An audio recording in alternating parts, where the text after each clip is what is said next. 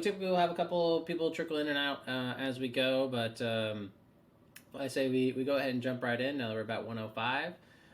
So for those watching on LinkedIn, thanks for trying us out for the first time. We broadcast on LinkedIn. Hopefully that works all the way through.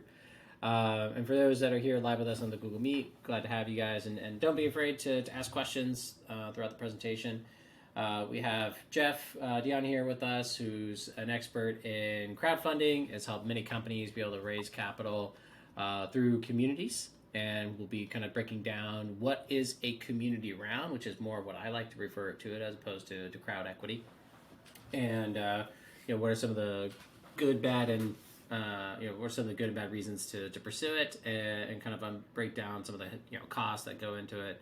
So it'll be a very informative session for anyone that's ever kind of considered the idea of it and whether or not it's a good fit for their business. And Jeff, love for you to kind of take things over and give an intro on yourself and your business as well as what we're going over today. Sure. Thanks for having me here today, Jason. I appreciate it. So yes, my name is Jeff. I'll pop into the start sharing my screen now too. I run a company now called CCQB, or Capital Campaign Quarterback, and my time before that was at WeFunder, and so that's where my background in community rounds began. Can everybody see my screen? Yep. Yes, we can see you. You're all set. Yeah. Beautiful, awesome. So that's where my background in community rounds started, and I've my previous background to that is actually started a company in college. Moved on from that to moved down to South America, learned how to make wine. Moved back to the United States and started making wine, and then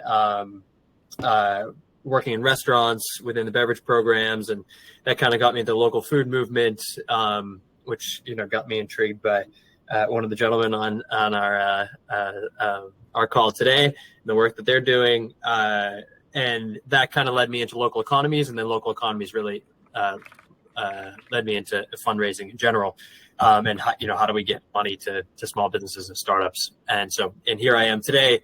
The work that we do, I can kind of touch on it at the end as well, but we help people through either community rounds, or we help folks who are maybe a little bit further down the line raise venture capital rounds as well.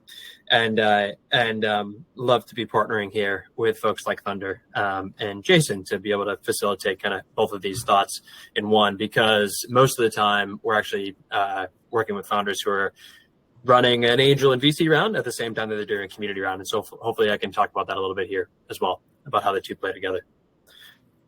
Rock and roll, Jason. Let's go ahead and kick things off. Cool. Sweet. All right. I'm not going to go through each one of these things, but I just wanted to kind of frame the topic a bit as to where community rounds fit into the blend. As Jason mentioned, community rounds, I'll probably keep using the word community round, but what I mean by that is referring to what some of you may think of as equity crowdfunding. This was the next step in line to rewards crowdfunding. So it was kind of like donations crowdfunding, which is like a GoFundMe. Folks are giving money to a cause, really for nothing in return except feeling great. And then you go one level up, in a sense, to a rewards crowdfunding, where you're giving money to a company, usually in this case, less so oftentimes a cause, and you're usually getting a reward in some way back for that, whether that be the product or a dinner with the founder or something of that sort. And then you go one level up from that, per se, and to equity crowdfunding, where you're giving money to a company, almost always now and almost never a nonprofit. And in this case, you're getting in return either revenue share or some sort of payback in some way, or an equity stake in a company for hopes of getting a return. So I'll refer to equity crowdfunding as community rounds. In the grand scheme of things, I put this in the non-traditional bucket, right? It's fairly new, and I can actually talk about that now. So the history of community rounds, fairly new. It was started in 2012, actually, as part of the Jobs Act. We might not have even that's actually pretty far back now, right? We're in 2023, but it took the SEC 4 years to put this stuff into place. because there were lots of rules around this, right? This goes back about 90 years prior. For the 90 years prior to that, it was actually illegal for unaccredited investors to invest in private companies. You could invest obviously in the stock market as an unaccredited investor, but you couldn't invest in a private company. And that's really the big distinction here. By unaccredited, I'll just make a note here that so what Reg CF does is it opens up the ability to take money from literally everyone on the planet. Doesn't really matter what their income status is. And unaccredited is actually about 92-ish, 93-ish% of America today. It's everybody who makes under $200,000 a year or has a net worth of less than $1 million. And the $1 million threshold actually does not include your primary residence, which is why it cuts out so many people. So before, it was like really a small group of folks. Now, there is a caveat to this, right? I will say, if you're raising a Regulation D round, which is like a traditional angel round in your local community, whether that could be like friends and family who are accredited investors, you can actually take on, and still today and prior to that, you could take on up to 35 unaccredited investors in that Regulation D raise. There are some rules around that, like can you market to them? No, things like that. But in general, that you can actually take money through Regulation D, not running a Reg CF round, through unaccredited investors, but you're just capped on what that is.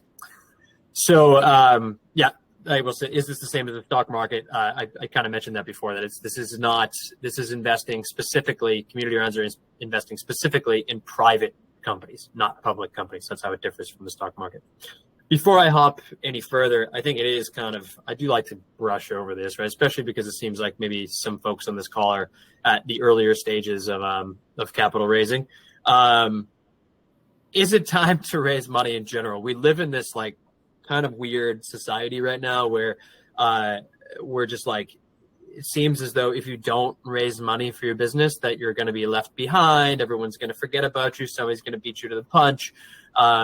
You're never going to be able to, scale at the speed you need to scale. And we just want to put it out there that there's a lot of slow companies, you might put them out there, who are growing amazing companies, strong companies with great revenue, companies with happy customers who keep coming back, companies with customers who are telling their friends who have never raised money ever. And we're not talking about consulting businesses. We're talking about software companies. We're talking about manufacturing companies.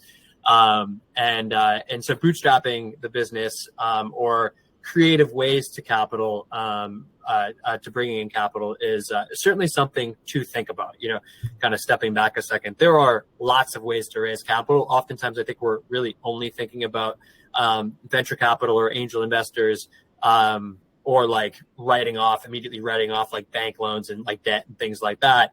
And we don't really think about all these other options, maybe on the right side here, that are some interesting approaches to raising capital if you have to. But again, do you really need to do it right now?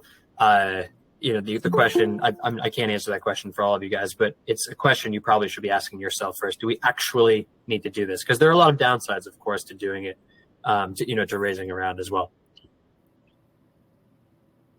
Oh, what are the pros and cons when it comes to a community round? Because that's what I'm going to focus on today. We're not going to focus on the rest of those ways to raise capital. So we'll start with the pros. The pros are, these days you can raise up to $5 million through Regulation CF. So when I say Regulation CF, again, I'm differentiating it from Regulation D, which is what you might do traditionally, where you would go out into your local community and raise capital from angel investors across your local community or across like industry-wide across the world. Like you would then have your lawyer file a Regulation D to the SEC. In this case, when you raise money through a platform through Regulation CF and you bring in unaccredited investors into the raise, you're raising it through Reg CF. So in Reg CF, there are actually maximum amounts that you can do. So you can raise up to $5 million at the moment. Technically, though, a lot of these platforms are going to allow you to raise through accredited investors and unaccredited investors through the platform. So you can have like one single source of truth. Actually, a good example of this recently was WeFunder has a campaign going right now with Substack, which a lot of you probably have been aware of as a pretty forward-thinking company. And Substack actually just ran a community round on WeFunder. They, I think, are up to like $8 million at this moment. So how do they raise $8 million? They basically have a good $3 million worth of accredited investors in that loop and $5 million worth of unaccredited investors, or some makeup of that. So you can actually raise a significant amount more than 5 million technically, if you're like a really strong company like Substack, of course. And SPV. So this is a big deal these days.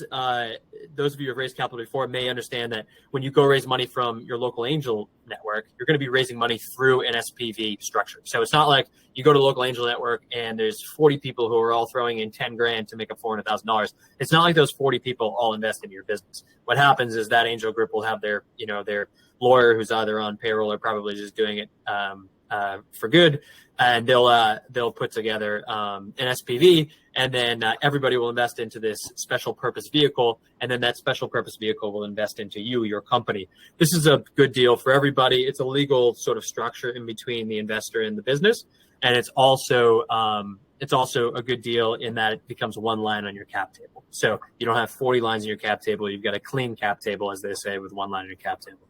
This is now legal through community rounds. We'll talk about in a second. There's some platforms who utilize this, other platforms who don't utilize this, and what the differences are. Testing the waters is something interesting. You can actually get started raising capital now through Reg CF on some platforms without having to actually pay any money to get your book certified or reviewed or really pay or do anything. You can kind of just test. You can put a campaign page up and test to see if this is a good approach for you without having to pay any money. So that's an interesting new thing as well. So now some like kind of medium pros and cons, right? VC perception, right? This is an interesting one to think about, and really plays into is this a good thing for you? Because in some industries, this is going to be the answer to this is going to be different. So if I'm a very community centric company, like for example Substack, we can just stick with that because we're just on, right? Substack, obviously, like it is like the whole thing is about community. The whole organization is about community. If Substack was going in to raise around, maybe this is actually a bad example because they're much further along as an organization. So I'll just use that's fine. We'll assume they're early and they still want to raise money from Sequoia someday. Them picking to raise a community round to bring in the community that helped them build their business, and then go in and go to the VC next year and go, hey, yeah, we raised $5 million bridge to get to you and show you, what we could accomplish. And we raised all that money from our community. That actually is like a really positive sign these days, right? Now, of course, there are some VCs who are still way behind the curve, and you're going to have to do some education. But for the most part, most VCs are coming around to understanding that in certain scenarios, this is a really smart move. Now, other industries, right, where maybe you don't have a community-centric business and you just kind of take a stab at running a community round. Let's say you're like a manufacturing company that's like B2B or something, and you take a stab at trying to run a community round, and you raise $176,000 on a $2 million raise, and then you go out and the VC sees that you raised this community round. That may actually send a bad signal, right? So what kind of signal are we sending in the next round? Evaluation cap trap. So this is an interesting concept. A lot of people come to community rounds and they get super excited right off the bat, because when you're going and you're raising traditional capital through angel and VC, you're oftentimes in a place where you're not in control of the terms, right? The person who's control of the terms is the person sitting on the other side of the desk, the VC or the angel, and they're coming back and you're going, that doesn't look so good. We're going to go with 10 million on that. And you go, all right, fine, but can't you look at this? And you're now negotiating against them. In the case of a community round, you're in charge for the most part on your valuation or your valuation cap. This is an important one. Jason and I have actually bounced this, back and forth before. It's vitally important that you don't fall into this trap, though, because we're thinking very short-sighted when we pick a valuation cap that's much higher and we give away a smaller part of the company. Now, obviously, you're going to be turning away in that moment. Any sophisticated or savvy investor is going to look at the valuation and go, that's funny. No, thank you. But almost more importantly is you're going to think about the people you're bringing in on this round and think about the investors you're looking to bring in on the next round. Because if you put a $15 million valuation cap on this round when you really should be at 6, 7, 8, and then you have a poor performance with the amount that you raise, and I'll actually continue with that in a second, And then you go into the next round and try to raise at 15 million plus, which you would hope to, but you can only get a 10 million, valuation or 8 million valuation. You now have created a down round for yourself. This is very bad for your past investors. It's very bad for you, and it's not a great signal to the incoming investors who are actually probably going to turn you away from a lot more deals. So you're just handcuffing yourself down the line by making that poor decision. And also, you got to think about this in the sense that when you set a valuation in a traditional fundraising round, oftentimes you're saying we're raising $1 million at a $10 million valuation cap, and we're raising it through venture capital, right? In most cases, you're probably not going to close that round until you hit the 1 million. You're either going to be 0 or 1 million in most cases, right? And so you're either knowing we didn't raise the money or we raised the money. And we had a plan. When we hit $1 million, we're going to be able to accomplish X, Y, and Z. And with that, we should certainly be able to exceed that 10 million valuation cap in the next round. When you think about a community round, it's not necessarily how that works, right? Because you could be trying to raise $1 million, but maybe you only end up raising $375,000. If that's the case, you still set that $10 million valuation cap, and you only raise $375,000. You still need to accomplish that same amount of stuff in order to achieve where you want to go. So the valuation cap trap can be pretty dangerous and something to pay attention to. Some other pros and cons. So this we can actually, I'll probably talk about the next two in some next slides. So I'll jump to that. Jason, you want to pop in with anything? Any questions up front, or should I keep going? No, I think you really hit on the nail on that valuation. I feel a lot of founders kind of get like, oh, like, let's not give away the company. Let's like keep as much as we can, set the high valuation. And then if you ever, like you said, if you ever have to go back into raising a round, you're like, you really put yourself in an impossible spot. If you don't get the profitability with the capital you raise, in a round like that, then, you pretty much could be shooting yourself in the foot and never be able to recover. So great advice. And, I encourage all founders, especially in this market right now, where it's more of an investor friendly market, you got to be practical. And ideally you're raising from your community. These are your customers. These are the people you care about that care about you. And so treat them well, give them reasonable or, advantageous valuations to make sure that you're setting yourself up. Perfect. For success. Yeah. Thank you. Those are good points I didn't even touch on, because that is obviously, I didn't even want to go down the path of like, are you doing the right thing? Right. But that is obviously a core piece. Most people who are raising community around are also, you're bringing in some of the most important people in your life into this raise.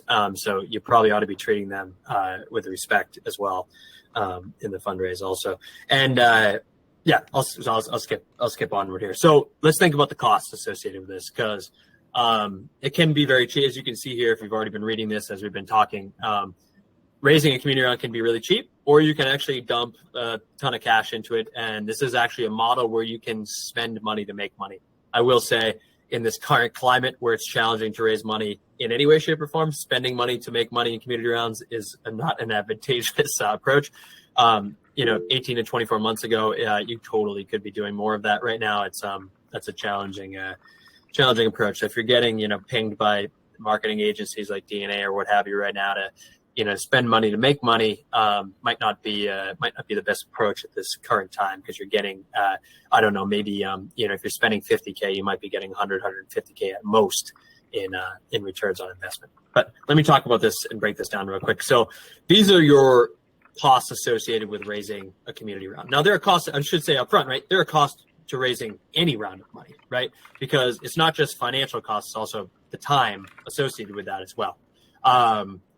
There's a ton of time associated with raising a venture round if you're not, if you're not a pro at it, or you're not using a platform like Thunder. There is obviously a massive amount of work that goes into raising an angel round for anybody who's ever done that before from a time perspective. And then especially when it comes into raising an angel round, you are also going to be retaining a lawyer to be able to deal with probably investment term conversations that you're not going to feel comfortable negotiating or understand. And you're also probably going to be paying them to file the Reg D to the SEC. And so there are certainly costs and that are associated with all raises. With a community round, there are some of those costs and some new ones. So accounting, this is something that you may or may not have to do for an angel or VC round. Depends on how much you're going for and who you're raising with. Usually with a VC round, you probably are doing some good accounting work to clean up the books in some way, shape, or form, or probably paying some sort of fractional CFO to, make a waterfall for you or something like that. But in general, with Reg CF, with the accounting work you have to do is there are actually tiers. So if you're raising up to 124K, there's a category. If you're raising up to 1.235 million, there's another category. And if you're raising up to 5 million, there's a whole other category. I'll tell you a funny joke along the way, because this is just a great story about our wonderful government here. So as I mentioned before, there was 4 years between the Jobs Act in 2012 that made crowdfunding legal and when it actually was able to be facilitated online by companies like was actually the first one to do this back in 2016. There was a 4-year gap, right? Now, the original thing in the Jobs Act was saying that there would be you could raise up to $1 million. But after a period of time, 4 years went by and all the platforms are complaining, well, this is baloney. 4 years have gone by, inflation, yada, yada, yada. We learned so much. You need to up it. And so almost as like a little, kick in the shin, they said, okay, fine. We'll up it to, you can raise $1,070,000. And so this stupid 1.235 thing is like a holdover from that, I believe, as well. The numbers are so wacko, it doesn't make any sense. But anyhow, so if you're raising up to 124K, you don't have to do any accounting work. As a founder, you can actually report your last 2 years' financials,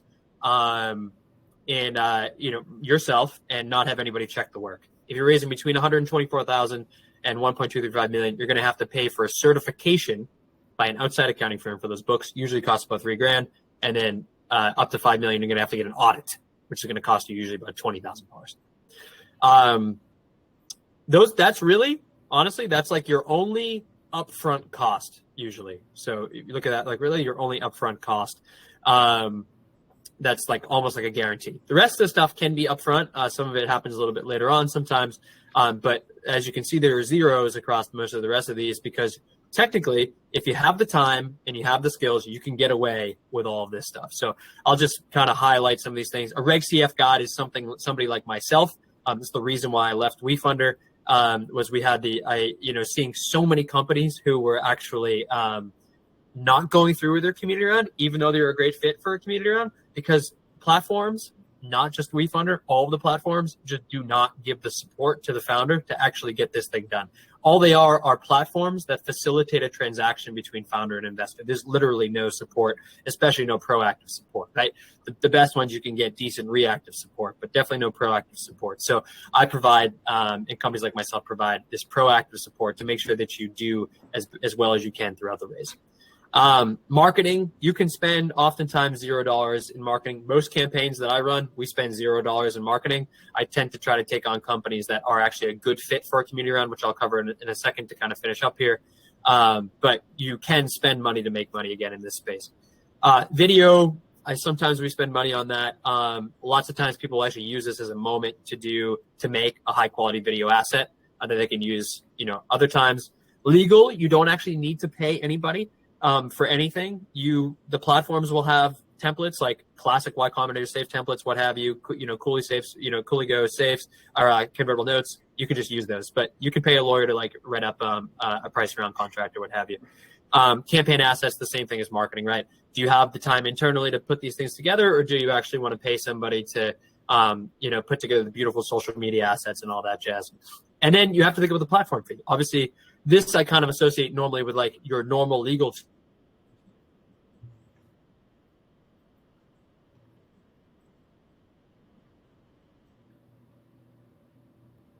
with a lawyer to facilitate these transactions, and that's what you're paying the platform.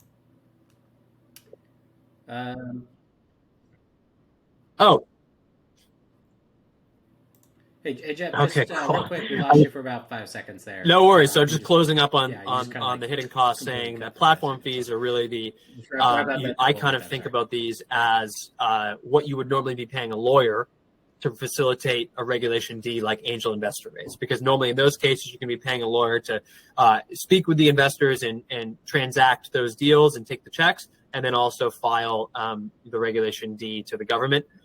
In this case, you're kind of just paying the platform to do that work in that case.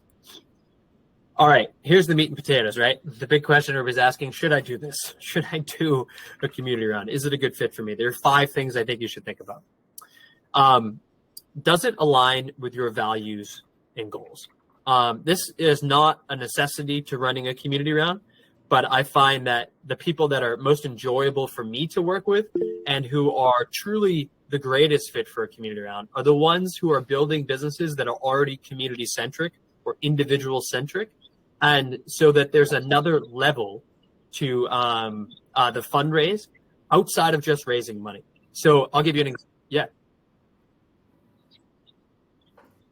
Yeah, please. Shoot. First, Jason, thank you for hosting this. Yeah, Jeff, Jeff, this this is real great quick, looks like information. Russell has I a question appreciate here this and related to totally this. look forward to getting the deck. My question is, for a B2B company, I'm curious, do you think that a community round works for a B2B company? We're in the transportation space, but we're not a brand that someone's going to buy at Safeway or Target or something. What are your thoughts? Thank you. Yes, thank you for asking that question. I will answer that in a split second on this page. I'm gonna finish with this thought here. So with the values and goals piece. So with the values and goals piece, I'll give you an example. There's a wonderful founder out of Bainbridge Island in Washington who runs a cool company called Serious Chill, and she was one of my favorite people to work with this past fall. She runs a company with breast pump chillers. So you obviously your customer is new moms or moms having their second or third kid, and they have these beautiful, almost like you could think about them as Hydro Flask water bottles, and you pump directly into those into the water bottle, so it keeps it chilled for 20 hours. And point being is she has a community of 30,000 customers, amazing moms who just absolutely love the product. Amazing community. Her big thing was she had an opportunity and did end up actually raising money. We ended up raising like a strategic round as well, $1.4 million. But she said, I know I can raise the full 2 million through strategic, but it's very important for me to be able to bring in these moms into my company as investors in this vision, because I see this company going from this point to here. And I'd like to see the people who have made this company like what it is now grow with the business. I'd like to see moms take control of their financial futures and their family's financial futures by investing in this company, give them an opportunity to make a return. So that was like a good values and goals example. I'll answer your question now, Russell. So, and kind of skipping down to company stage number 4. So company stage and company industry are obviously important things here. So in general, if I were to think of what is the perfect kind of company to raise a community round, I actually gave an example earlier. Probably the utmost perfect company to raise a community round is a company like Substack. This is mostly like a B2C company, although like technically, I guess kind of it's like a B2B in a sense company, but B2B with like a very personal note, or B2B2C in a way. They have a massive community of individuals who are easily understand the product, and they can pull from that community to quickly raise money. Another good example that's like simple to understand, but that was a good like software example. Another like simple to understand one is like if I'm a brewery. Of course, as a brewery, you've got a great net promoter score. Usually, like if if you like a brewery, that's usually like your brewery. So it's a great net promoter score or something like that is really strong.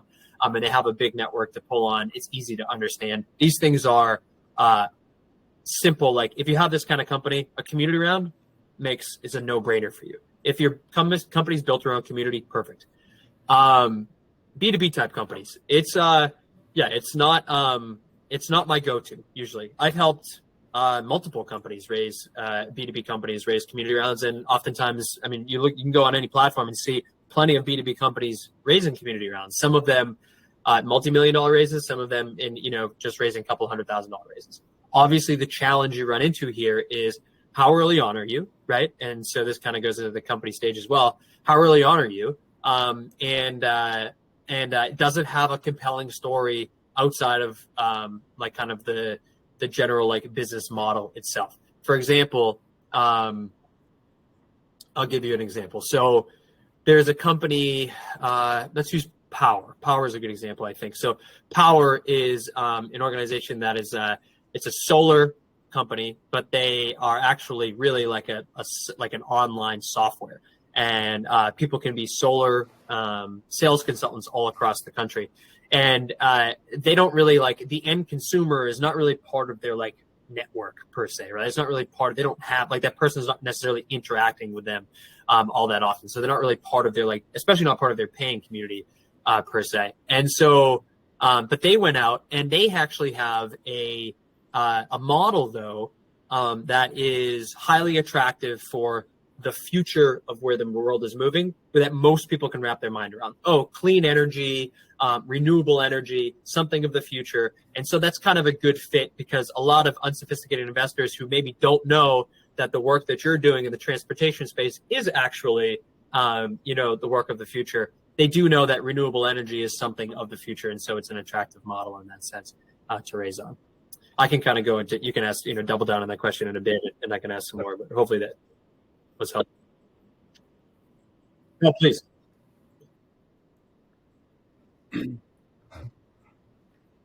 I'll add a little bit to it as well. One thing to kind of keep in mind, and like you brought up the moms, kind of investing in the community. Like one thing that's specific about Substack, they are effectively enabling people to be business owners by monetizing, email list and whatnot. So they're effectively generating money for their customers. So therefore, it's a lot easier for one. Some of these Substack people are making tens of thousands a month or hundreds of thousands of dollars. So the idea of throwing in 10, 20K is very reasonable from that particular community. When it comes from, Russell, with your particular business, raising from, potentially the truck operating businesses, the logistics companies, the ones that are actually putting drivers into trucks and whatnot, depending on your relationship with them, they are operating businesses. They have, typically profitable businesses. They have income. Most may not be a sophisticated venture capital type investor or angel investor, but if they have a relationship with you, you might be the one that introduces them to the concept, and they might believe in you or the business.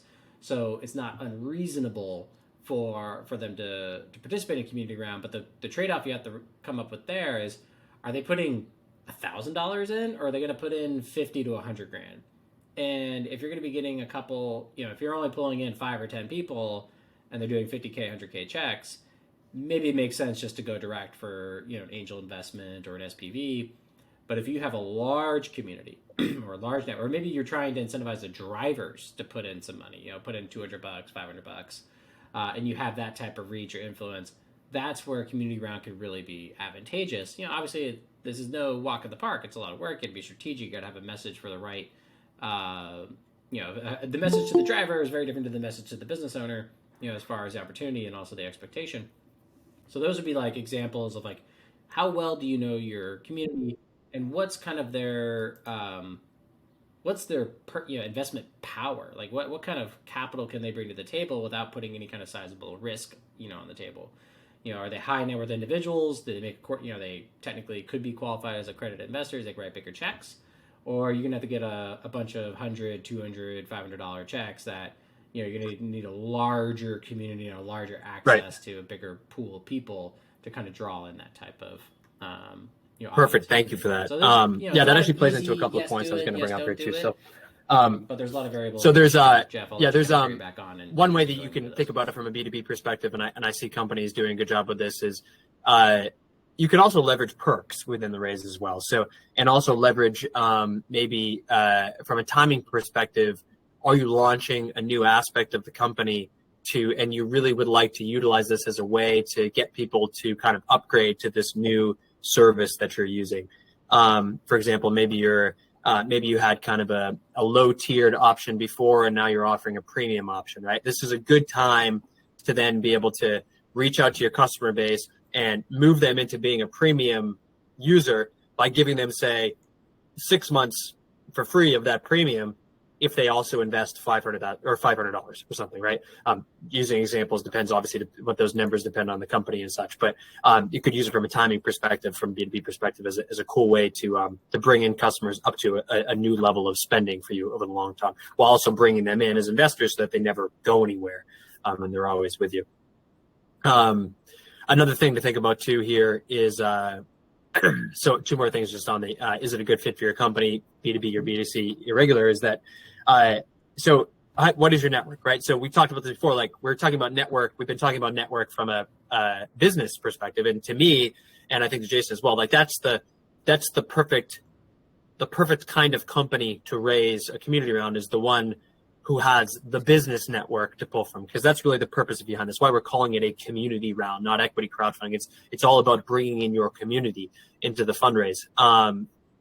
But most folks who you see raising capital these days are still earlier on in their business and don't have a massive community yet for their business, but they have built up a phenomenal community on the personal side over a period of time, right? Past jobs, past roles, maybe past startups, friends and college, college acquaintances and what have you, who they've been following along with and following along with you for a long time, that you can pull on to raise your initial pre-seed round of $200,000, what have you, if you have an early stage company. So, but are you young? Do you not have the experience? Do you not have the trust built behind you? Maybe that your personal network actually isn't that strong. One thing I'll also say from the network perspective too is, as I mentioned before, most of the folks that I'm working with, we're also raising an angel round in tandem with like a traditional community round, or a VC round in tandem with a traditional community round. Most platforms are going to allow you to actually facilitate larger angel investor checks through the platform, sometimes for free, so that you can use that as your momentum in the fundraise to move the fundraise forward. And I think I talk about momentum here. Or do I not? Yeah, maybe I'll talk about momentum, because I think I skipped it actually. So here's a real big piece of the puzzle that I didn't talk about here. I thought I was going to. So the social game. One important thing I think to think about here is, and this is maybe, if there's one thing you take away from the call today that I haven't said yet, and maybe this is the time to turn on your ears, because for some reason, I swear to God, I mean, I've talked to well over 1,000 founders over the last couple of years, and it never, ever seems to click. It does not matter how cool you think your company is, or how forward thinking you think your company is, or how amazing you can make the video and your content look on the page, or how attractive the terms are. These things do not matter nearly as much as how much momentum can you bring to the fundraise. And I mean that in the sense that if you want to, or need to, or would like to raise $500,000 in your community round, you should be these days thinking about, how can I bring minimum 400 out of the 500,000 from my own work? And that involves your personal community. It involves the business community. It involves, angel investor conversations that you're already going to be having. It involves, all kinds of different models with like the industry communities that you're going to be reaching out to and connecting with over this period of time. How can you bring, though, 400,000 out of 500,000? Because it's not going to be the flip. It's not going to be the reverse ever. You're not going to bring 100,000 and then all of a sudden, like, the world's going to catch on fire. Everybody's going to go, oh my God, such as X, Y, and Z business. This is the greatest. I can't believe they're raising money. I've never heard of them before, but I'm definitely going to go invest right now. And all of a sudden you raise $400,000, more through the platform. Doesn't happen like that. Don't, like, some of the platforms are kind of a little bit sketchy in the way that they might tell you, what's being brought to your campaign from their community. But don't expect any more than, say, 20%. Now, these vary, right? If you're raising if you have a small round, say raising 150K pre-seed or something like that, or that's all you think you can achieve through the community round piece, you should think about bringing 90 to 100% of your raise, right? Because very much a social game, people want to be going to the party that everybody else is at. So they're more likely to be on a site and be investing in the company that is similar enough to yours, that is raising $2 million, versus the company that's raising $150,000. So the company that's raising $2 million and they're already at 1.5, that's great. Like, that's highly attractive. And so, the higher you go, you can think about bringing less. Like, these days, maybe down to only bringing, say, 70% of your raise. But on the lower end, you can think about 90 to 100%. So you should think about that. Most of this should be coming from your efforts, is the point I wanted to make.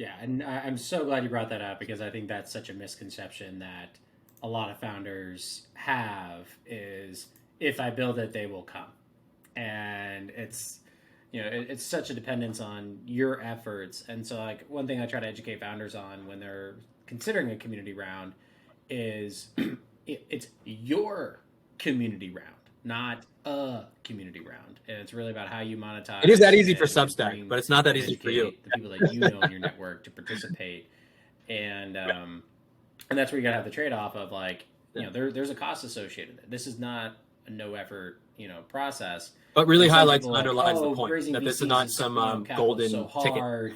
It's so much work. I wish I could just send out a couple of emails and raise money. And it's like, well, it's not that easy. Yeah, for Substack, yeah.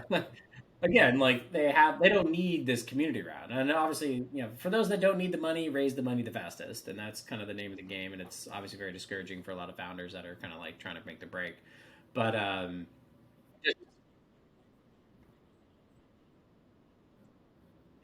exactly, and fundraising is hard. You're asking people for their hard-earned cash to make a very illiquid and statistically proven to be unsuccessful investment, and they need to really believe in you. And the momentum piece is huge. Like, you need to bring all that momentum to the table ASAP. And so whether you use WeFunder, Start Engine, whatever these tools might be, if you're raising small checks in volume, it's really coming through you and your efforts. And these platforms are a means to legitimize it and make it more accessible to the common person. But if you see yourself raising, like I was saying earlier, like, you're raising a bunch of $25,000 checks or $50,000 checks, and you're raising 20 of them. Maybe there's like an SPV because you already have the relationship, and there's an SPV. It's a little bit cheaper, faster, easier. You're not putting on a big show or campaign. Still raising from your community, your network, but you don't necessarily have to do something Awesome. like I'm gonna platform kind of to try to wrap here facilitate that in when the you're next dealing with 5 sophisticated minutes so that we can accredited have investors. some more questions. If you have a One thing I want to say is larger I community think and I think it's been volume, I hope it's smaller been checks, clear. So this is where these both Jason and I platforms are come actually like to pretty big proponents of community rounds as a tool for the right founder and the right company. But I hope it's been helpful that this is actually conversation I think has been driven around like brass tacks and the practicality around raising a community round, so that we're not leaving you in a place where you think that you're just not seeing the full picture. I want to give you the full picture. But if I can bring it back to, though, like, why, now that you have the full picture, why might this be a path for you, right? Like, what is the benefit then if this takes time, right, and it takes money, and raising venture capital takes time and takes money? Why raise a community round versus venture capital? Why raise it with venture capital? Like, what is the benefit again? And I think there's really a couple of big things that you're looking for. I think we're coming back to values again. So there's a lot of companies and a lot of individuals are building businesses for what they view as the greater good for the world in some way. And you have to think that when you raise money from angel investors, or when you raise money, especially from venture capital, the only thing you're doing is supporting rich people getting richer. That's the only thing you're supporting. When you do raise a community round, you are offering up an opportunity for everybody else in the world to participate in a game that the wealthy have known is the game to build massive wealth. And so you're opening up an opportunity for the rest of individuals, particularly your community, to grow wealth alongside you. So that's a big benefit. And the second benefit is sometimes it can be a lot faster. As Jason was saying, if you do actually have the community, this can be a quick way to raise capital if you have the community, right? And if you're going for a reasonable goal and not stretching it out too far. So let me jump, because I want to wrap up here. I want to jump to decision fatigue before we get into anything else. I'm happy to stick around, and I have put plenty of time on the back end here to answer questions. But decision fatigue, because now that you're going out and you're thinking about this, how do you actually go about raising? So let me make it clear. So the Reg CF thing, when that became legal in 2016, what it didn't do was say, oh, now you can just go out as a business and raise money from accredited investors. What you have to do is you have to actually raise that money through a platform in some way, shape, or form. And so that platform can look like the ones we've kind of talked about today. WeFunder, Start Engine, Republic, like these named platforms. There's also white label platforms out there. So you can actually have a platform that you could do a fundraise on your website essentially, or probably on like a side website, but with your domain in some way. And it's the only the only thing that people are seeing when they come to it. You can do a white label raise as well. I'm not going to go into the details of too much of this stuff. Happy to talk about it separately on phone calls. But some important things to think about here are, so there are 3 core players in the US that make up 90% of the market share. WeFunder, Start Engine, and Republic. I'll talk about why market share is important and why it's not important, or why it can be a detriment sometimes. So market share importance-wise is usually this is meaning that all 3 of those companies, they all have a big community, right? So if you go to these companies on the right side, who are some of the players in like the probably 30 other players making up that other 10%, they have very tiny communities. And so you're thinking about it using those platforms, you're bringing 95 to 100% of your fundraise from your own work.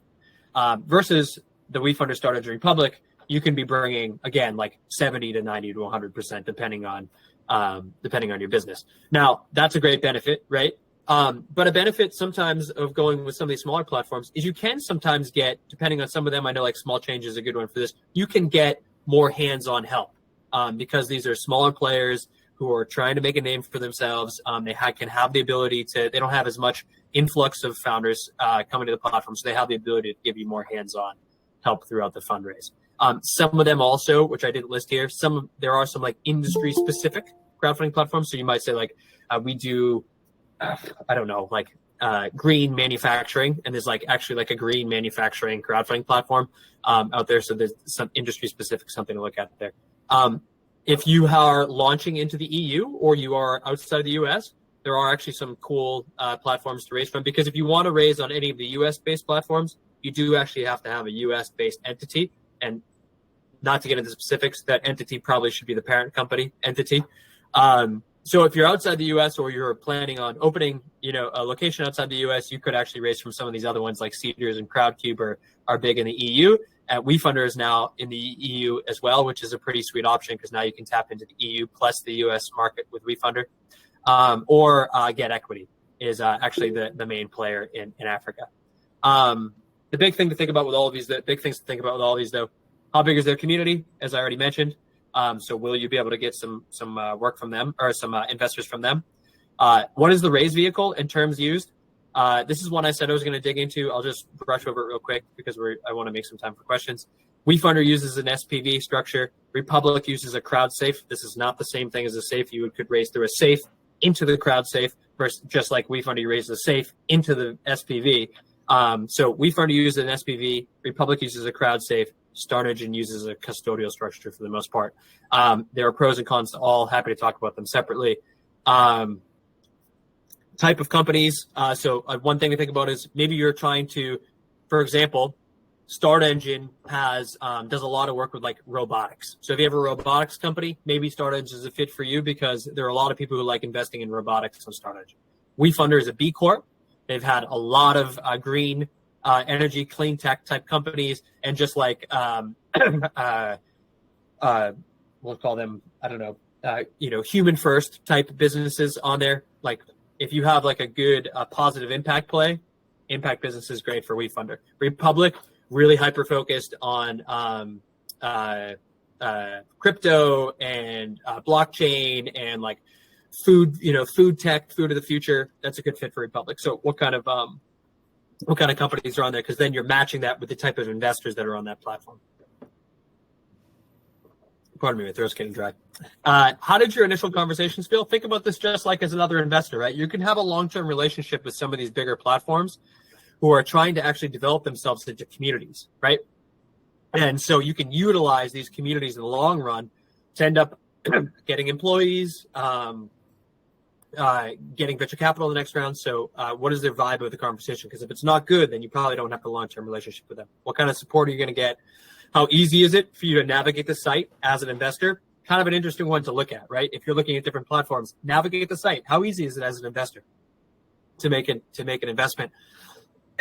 Excuse me. And how much do I need to achieve as a minimum? Some of you may be only looking to raise 50 to 100K, but maybe you only achieve 30K. Some platforms have a $50,000 minimum. Maybe that's not a good platform for you. So I'll end there. This is my my contact information. Happy to talk to anybody after the phone call who's thinking about raising a round in general. Most of the time, I just love talking to founders about their different paths that they can take and try to shoot them off in the right direction and make connections across just the general sphere of fundraising in business for folks. So thank you for all for having me here. I'll stick around for questions for as long as you need me to.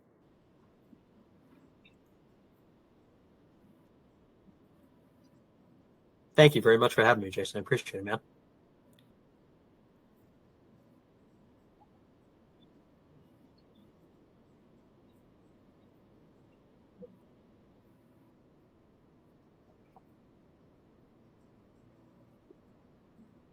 Oh, you know what? I don't off the top of my head. Do you, Jason? This has been incredibly informative, Jeff. I really appreciate you coming on here and sharing your insights and Right. your experience to kind of help guide, founders participating in this. So, one thing, we got a couple questions. Chris, you've asked, just recently, are you familiar with any ag tech specific crowdfunding sites or sites that would be more specific to crowdfunding for ag tech? I think WeFund is actually probably a good option in that sense too. Well, Yeah, I think they've also had a lot of green growing companies. I think like companies like Hempitecture and things like that who are have raised really big rounds on there, who are doing things with like new types of agricultural product in new ways. There's been a lot of that on WeFund as well. So those are probably two good options. But yeah, I can't think of one that's like specifically ag tech. If I just had to make a guess, I would say probably Republic would be of more interest. Cool. Okay.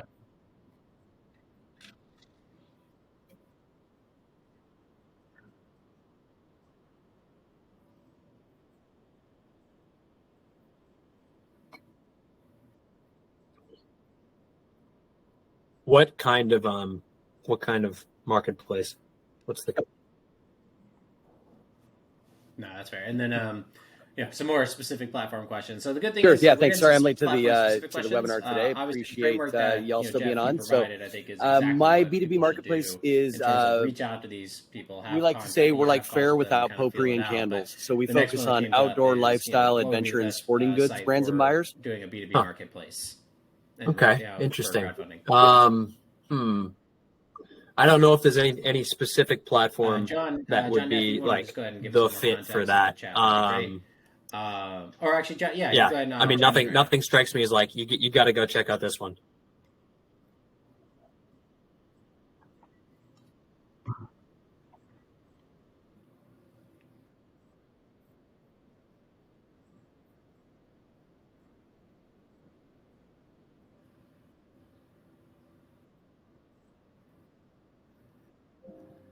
Okay. Totally. Appreciate it. Thanks. Yeah, of course. Yeah, I would say that's the same. So again, I would probably hit the first three. Interesting. The big yeah, AI consumer facing could go a couple of ways. And then follow those criteria. That could go. I think you could actually make a case for Start Engine with that. They've done a lot with AI, kind of on that like robotics sense as well.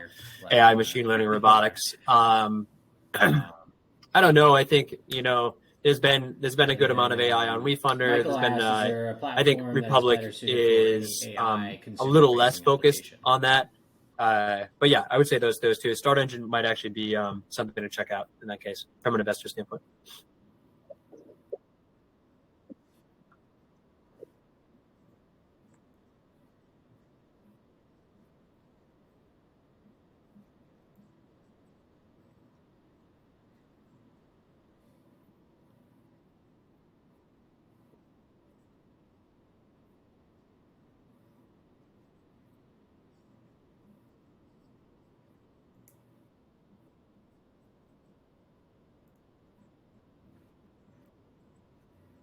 Right. Agreed.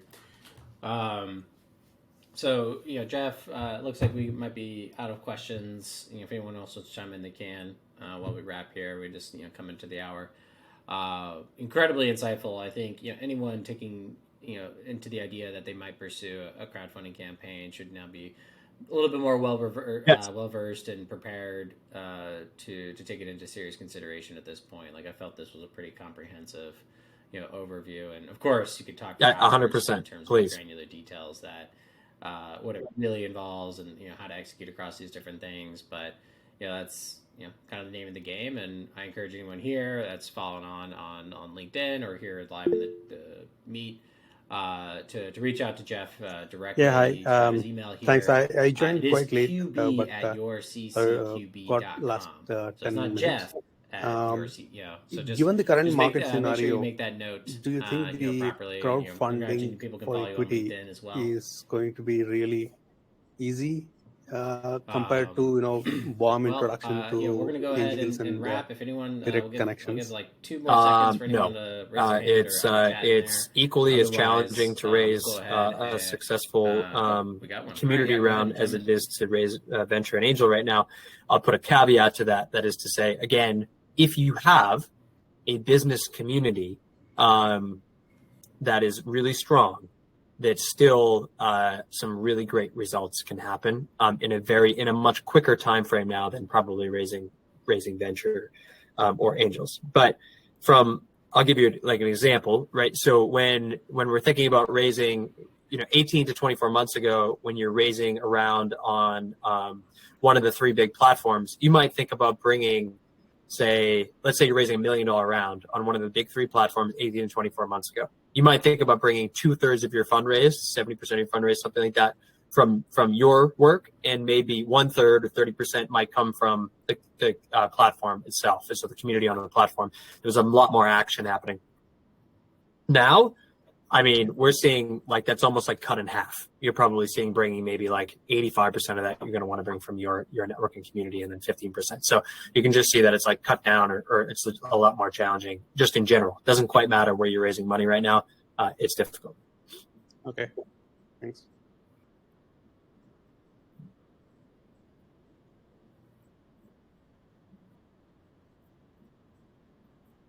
Great point.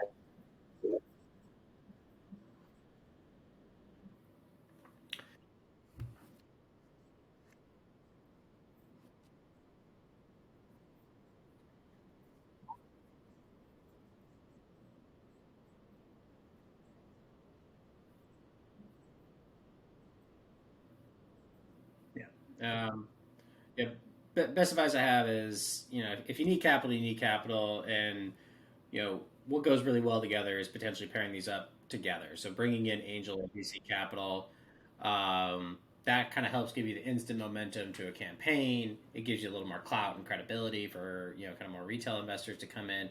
But it really comes down to it. Do you have the community? And do you have the community that has the net worth and capacity to make investments into it, and do you want them as your brand ambassadors moving forward? And if that makes sense for your business, then maybe a combination of both. Go first, get the bigger checks, line those all up, get that buy-in, and then because you care about your community and bringing them into to the equity partners and participating in the round, that's when you can kind of complement the more institutional round with an equity round. Very similar to what Substack did with raising Energies and Horowitz. Raised a substantial amount of capital at a massive valuation, and then now they're allowing their community to participate at those same terms because they have that perfect community and they have the scale to do it. So thanks for asking that question. Appreciate it. That said, I think we're about 4 past the hour. Really appreciate everyone that joined us today. We had a pretty solid showing, consistent showing on LinkedIn. So first time trying LinkedIn, pretty happy about that. But everyone else, really appreciate it. We will be posting the recording as well as additional materials. It's a good one. Thanks, Jason. Thanks. And just information for people to follow up on our website. We have a new link called Funding 101. So anyone that RSVP'd for the event or is a part of Thunder as a community will receive those details either tomorrow or on Monday when we get them all packaged up and ready to go. But other than that, guys, really appreciate everyone being here, and look forward to our next event, which will be next week on Thursday, same time, talking about how to negotiate your term sheets. So hopefully you guys will be able to join us for that. All right. Thanks, Gary. Thanks, everyone. Appreciate it. Have a good one. All right. Bye.